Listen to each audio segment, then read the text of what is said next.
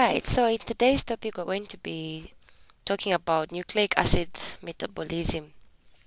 Okay, so in this lecture, what we're going to talk about is understanding DNA replication, its damage, how it's repaired, and some disorders associated with DNA replication. Alright, so let's just get into it. Okay, so I decided to just draw them in advance so that we can save on time. So when you look at DNA replication, okay, the first thing that we're going to talk about is the central dogma. Okay, so it's called the central dogma of molecular biology. So central dogma of molecular biology. Okay, now in this central dogma of molecular biology, what you discover is that we have three components that are involved. The first one is replication. Okay, now under replication, we know that the DNA strand, which is over here, is used to make a copy of another DNA strand. So this is what we're going to have. This is replication that's happening. From replication, what we have is transcription. Okay, so transcription is where one of the DNA strands, like you can see over here, okay, one of these strands is actually used to make a copy of RNA. So this that you can see in red, this is our RNA, so that's our transcription. The last step in the central dogma is what we call translation. Okay, now under translation, we'll just go to the next page.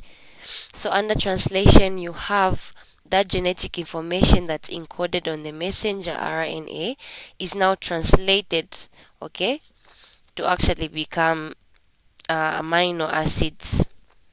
Okay, and of course we know that when these amino acids are assembled or rather translated, they are turned into what we want, which are the proteins. Okay, so that is about the central dogma of DNA. Now, to discover that DNA is actually semi-conservative, there are several experiments that had to be undergone. And under these experiments, what they did is that they got a DNA strand that was grown in nitrogen 14. So just denote it as N14. So that was the original solution. So what they did is they put them in test tubes, okay? So they put them in test tubes, and what they discovered is that the old strand, okay, and the new strand were intertwined around each other. But when it came to when they were assuming that DNA is conservative, they assumed that the DNA that is used to make information will copy itself exactly as it is. Okay, so like you can see, there is no difference between the parent strand and the daughter strands. So when they had an hypothesis of DNA being dispersive, they thought to themselves that probably whenever DNA is being replicated, it must have portions of the old strand and the new strand combined in one thing. That's why you can see some segments of the DNA strand and the new strand. Okay, so DNA replication is simply the process by which the double-stranded DNA, like you can see over here, okay, of the DNA molecule is copied to produce two identical DNA molecules, like you can see. However, the DNA molecules are complementary to themselves and are semi-conservative. So if they're semi-conservative, this is to tell you that there is an odd strand, okay, and there is also a new strand. This is what they mean by it being semi-conservative. Okay, so let's just dive deep into what exactly happens during replication. Okay, so during replication, there are several enzymes that are actually involved. Okay, so let me just go back to this diagram. So the first thing that happens is that DNA polymerase, has to identify the sites of origin. Okay, for instance, if this is the origin, we call it the data box or promoter sequence. Okay, so whenever DNA polymerase finds this data box, or rather the promoter sequence, that's how come DNA replication begins. Alright, so after the promoter sequence has been found, the next thing that happens is unwinding of the DNA strands to form these strands that are single. Okay, we have this strand and this strand that you can see at the bottom. Alright, so the one that unwinds the two strands, okay, is called the DNA helicase. Okay, so let me just include it amongst the enzymes that I had listed. So we have DNA helicase. So what DNA helicase does is that it breaks hydrogen bonds. Okay, so as you know that there are several hydrogen bonds that are found between bases, so there are these hydrogen bonds that are found in between the two strands. So what DNA helicase does is that it simply just breaks those hydrogen bonds in order to unwind the DNA molecule. Alright, now immediately it unwinds, you notice that just like a skipping rope tries to wind itself, the more you try to untangle it, the more it tries to tangle itself. So we have what we call the SSB proteins. Okay, so I'll keep on referring to this. So the SSB proteins are the single-stranded binding proteins. Okay, that's how we call them, SSB proteins. Okay, so what these SSB proteins do is that they bind to the DNA strand so that it does not snap back together. So they bind to each DNA strand as shown here so that these DNA strands do not snap back together. Alright, and the next thing is that in order for DNA polymerase to start making DNA, we have what we call primers. Alright, now these primers, let me just write it down. So what primers do, they are made up of RNA to start with. So if this is your DNA strand, right, that's unwound, the primers are going to be inserted by RNA primase. That's the enzyme primase.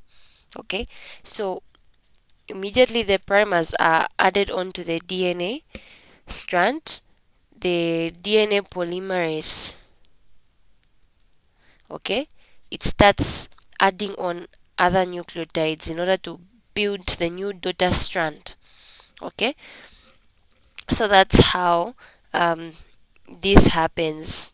Now what you notice about the DNA is that we have two strands. We have what we call the lagging strand and the leading strand. Okay, so this is our DNA.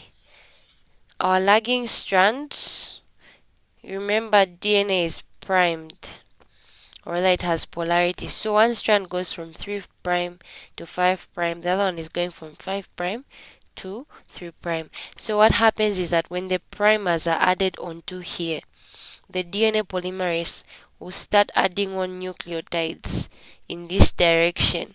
Okay, so this direction is going towards the replication fork. So this is your DNA helicase breaking some bonds, hydrogen bonds, right? So this is the leading strand. That's why it's referred to as leading strand, because it's going in the direction of the replication fork. Now, the opposite is true for the lagging strand, because what you notice is that the lagging strand goes in the opposite direction, away from the replication fork. So, when the primers are placed, okay, remember we always add on to the 3' end because that's why there's a free hydroxyl end. Okay, so that in the process water is released and the process of condensation is what's happening. So when we add on to the 3' end, the DNA polymerase 3 adds on nucleotides going into this direction. Now what happens is that when a primer is added, nucleotides are added as well. Let me just use a different color. So these are our nucleotides, right? So these nucleotides are not formed continuously. After they reach 5' again at the 3' a primer is added. After a primer is added, nucleotides are added again. Okay, so it's not continuous. So this is the lagging strand. Okay, the DNA lagging strand. Now this DNA lagging strand is going from 3' to 5'.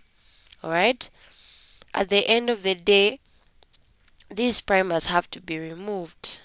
Alright, the primers are removed by a special enzyme. So let me just go to the next page. Okay, so the primers are removed by DNA polymerase 1. So DNA polymerase 1 removes those primers. Okay, and when that happens, you notice that there will be gaps. So you can imagine there's the primer that was here has been removed, even the one that was here. So what you notice is that we'll have tiny fragments of DNA molecules. These are the ones that we call Okazaki fragments. Okay, probably named after the person that discovered this. So the Okazaki fragments remain. Okay, then another enzyme that we call DNA ligase begins to create those dinucleotide bonds. Okay, so it seals these places that don't have DNA strands. Sorry, not DNA strands, that don't have nucleotides. So this empty part is sealed by the DNA ligase. So ligase is like a gluer. Wherever it finds those spaces, it seals. That's simply what DNA ligase does. So, like you have noticed, this is to tell you that DNA is synthesized in the leading strand as well as the lagging strand, going the opposite way. So, this is to tell you that the DNA synthesis is actually bidirectional. Okay, the reason why it's bidirectional is because it's being formed in both sides, like you can see. Alright, so we've talked about the enzymes. The next thing, so I'm sure we'll have to skip this because we've already talked about initiation. Alright, elongation, we had talked about it because that's the addition of nucleotide bases. Alright, now another thing that has to be talked about is termination. So how is a DNA strand terminated? Okay, so when it comes to termination, it's a very short topic, so you just read more on termination of replication in both eukaryotes and prokaryotes. So we're just going to dive through some differences that you're going to notice in prokaryotic cells and eukaryotic cells. Okay, so this table includes differences to do with replication. Okay, so in prokaryotic cells, it's semi-conservative. Okay, meaning the old strand and the new strand. Let me just write something down. Okay, so when it's semi-conservative, okay, we're going to have the new daughter strand, right?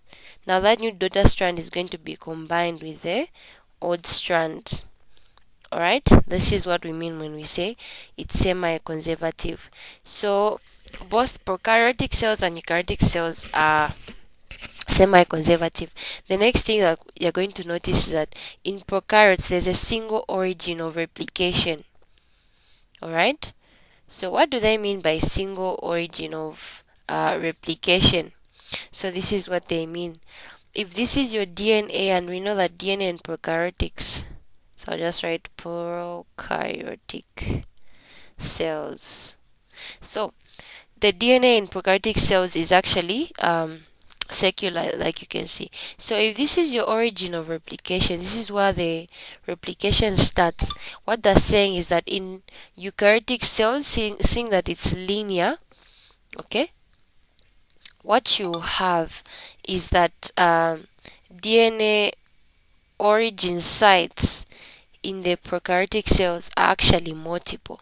So you have unwinding of the DNA at this area, okay, and at another area, okay. So there will be several sites that are going to be unwound so that replication occurs at a faster rate, because when you look at this, you notice that there are so many activities that happen in eukaryotic cells than they even do happen in prokaryotic cells. So in prokaryotic cells, primer is synthesized by the enzyme pyrimidine. However, in the eukaryotic cells, the primer that we had spoken about is actually synthesized by subunits of DNA. So those subunits of DNA are going to be talked about. We have three subunits. We have alpha, beta, and the sigma subunit. So these are the subunits that actually are involved in priming of the DNA. Then the next thing we're going to talk about is processing. The processing enzyme of the DNA polymerase is done by polymerase 3. Okay, so you may be wondering what are they meaning by saying processing. So they mean when there's a mistake in DNA replication, the one that does the correction of the DNA replication is DNA polymerase 3. This is in prokaryotic cells. However, in eukaryotic cells, it's done by DNA polymerase alpha or beta. So it's the subunits that are working. Alright, then we'll just go to the next. So in prokaryotic cells, the removal of those primers, we said it's DNA polymerase 1. Okay, however, removal of the primers is by the polymerase, the beta polymerase. Okay, then like I mentioned that here the DNA is circular, whereas in eukaryotic cells the DNA is actually linear, in that order. Alright, so that's it about that table. The next thing we're just going to talk about is DNA damage. Okay, so how does DNA get damaged? Quite interesting. So some of the causes of DNA damage are: one, misincorporation. So we have misincorporation. Two, we have spontaneous deamination.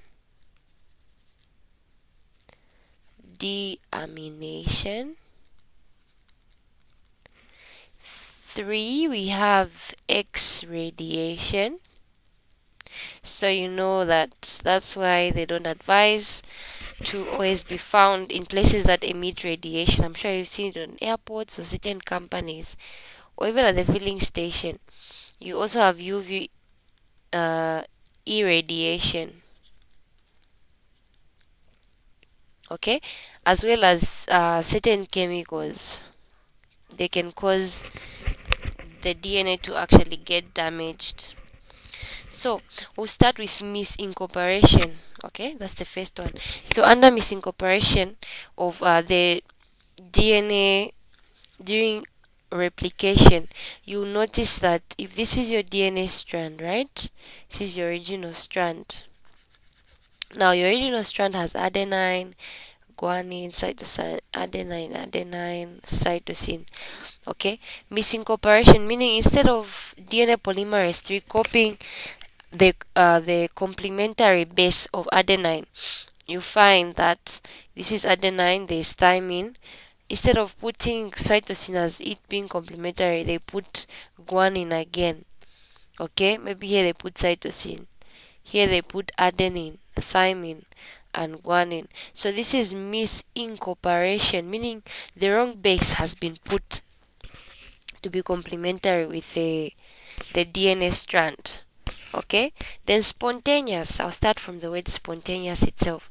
So whenever you hear the word spontaneous, it means something that has happened abruptly. Okay, so you find that there are certain things that just happen abruptly. So it's spontaneous deamination of the bases during normal genetic functions. Okay, so this will be explained further as we in our further studies. So X radiation will cause nicks. So the word nick, these are like spaces. Alright, so if this is your DNA strand, this is a full DNA strand. Whenever it's exposed to radiation, there will be spaces, meaning there will be some missing bases that are going to be found on the DNA, because these are the nicks. Alright, then we also have UV irradiation. So these ultraviolet, whenever someone is exposed to too much sunlight or direct exposure to these chemicals, we have what we call the thymine dimers that are formed. So let me just shed more light. So thymine dimers are like this. This is just a brief example. If this is your DNA base, right? Okay, another one is here. Instead of these being separate on the DNA strand, what they do is that they form a linkage and they start to look like this. So let me just show it here. Okay, just a minute. So they start to get connected to themselves. So this is why it's called a dimer. Okay, because you have a case like this where they are attached to each other. And when this happens, if the DNA was flowing like this, okay, there will be a kink somewhere.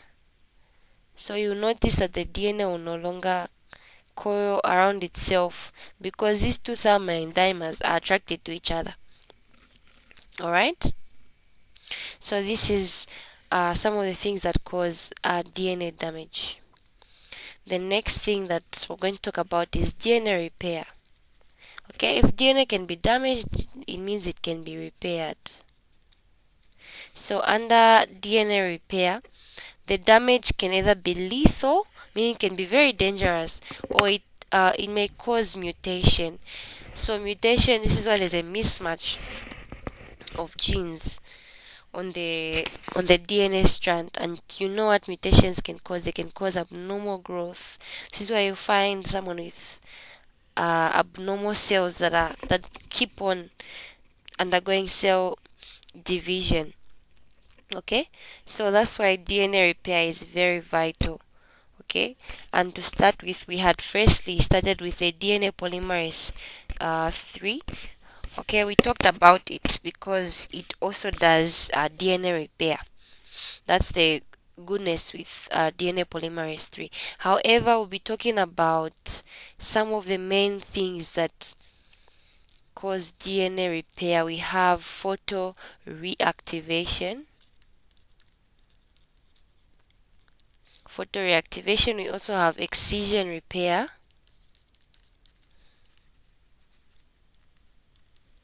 We have recombinational repair.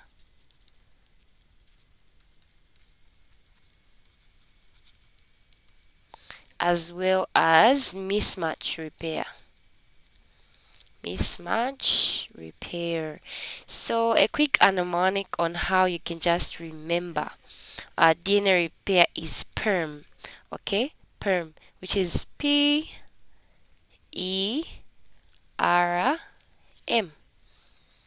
PERM. PERM. photoreactivation, excision repair, recombination repair, and mismatch.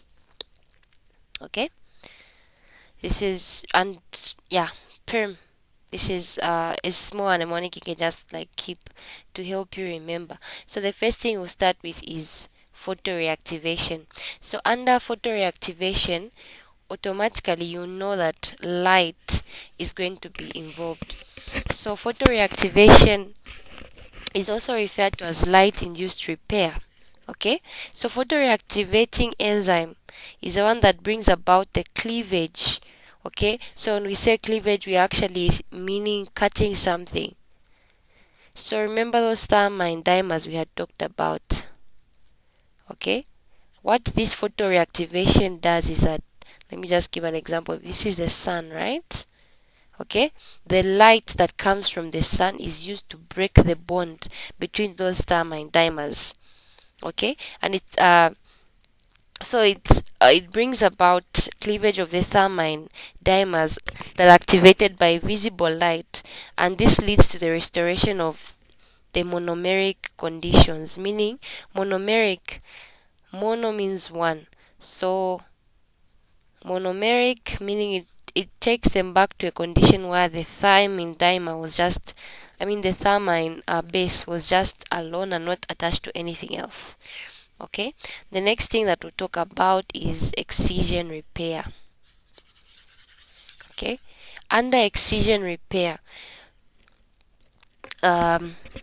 excision simply means to remove something.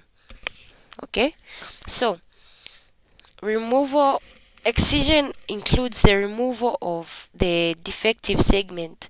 So that segment that is not okay on the DNA strand is removed by UV specific endonuclease. So UV meaning ultraviolet specific endonuclease, meaning that enzyme that is capable of being activated by the UV light. Okay, that makes the nick on the 5' end of the dimer.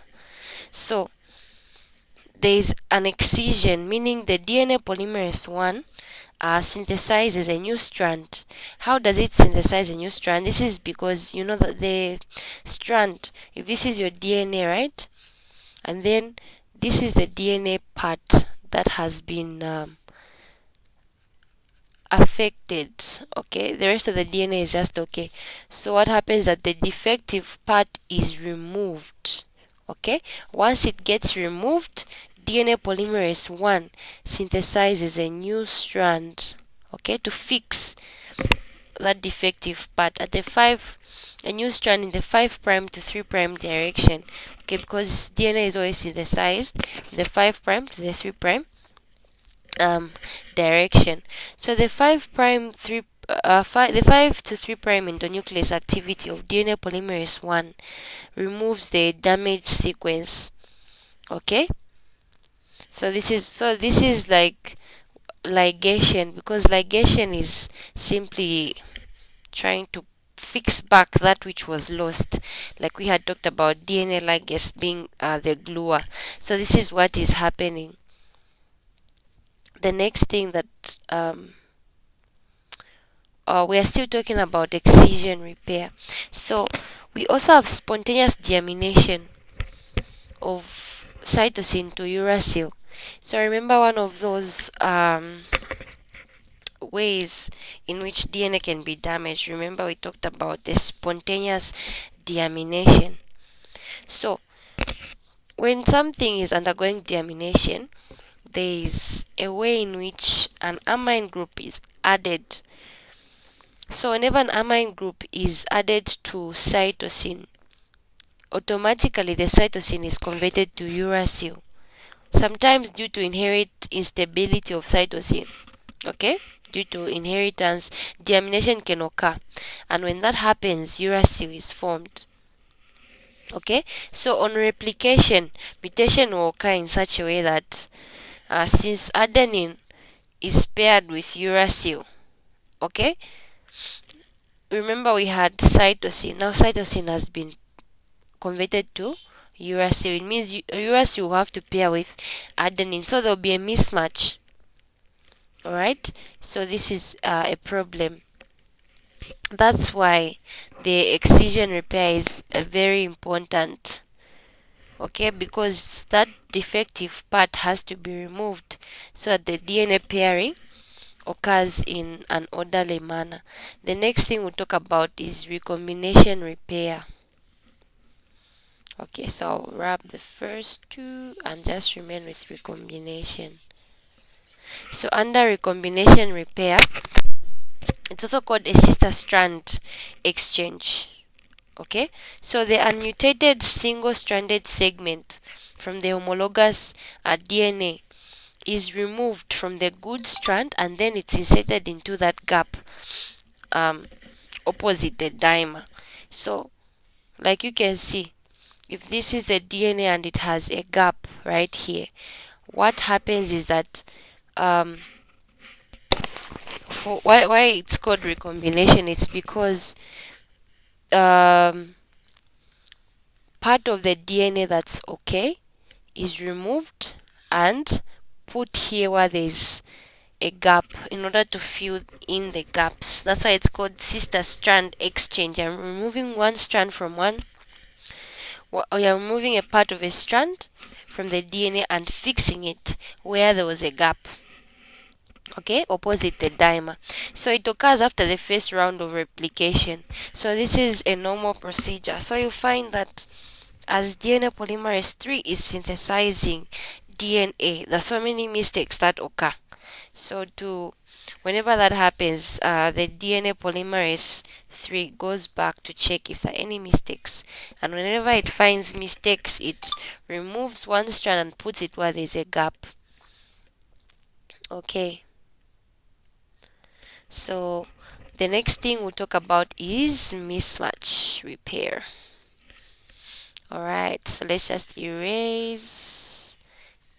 Okay, now we're remaining with mismatch repair.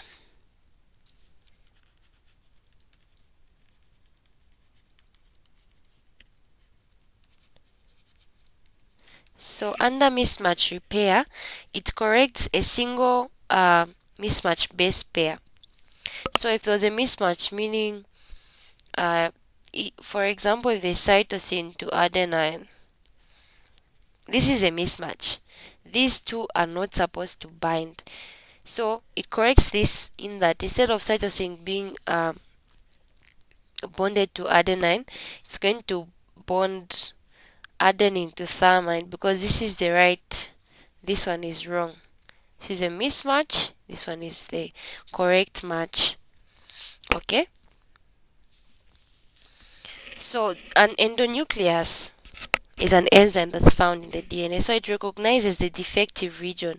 So if this is the region that's defective, well, you had adenine being combined to cytosine, what endonuclease does is that it recognizes the defective region and makes a single strand cut.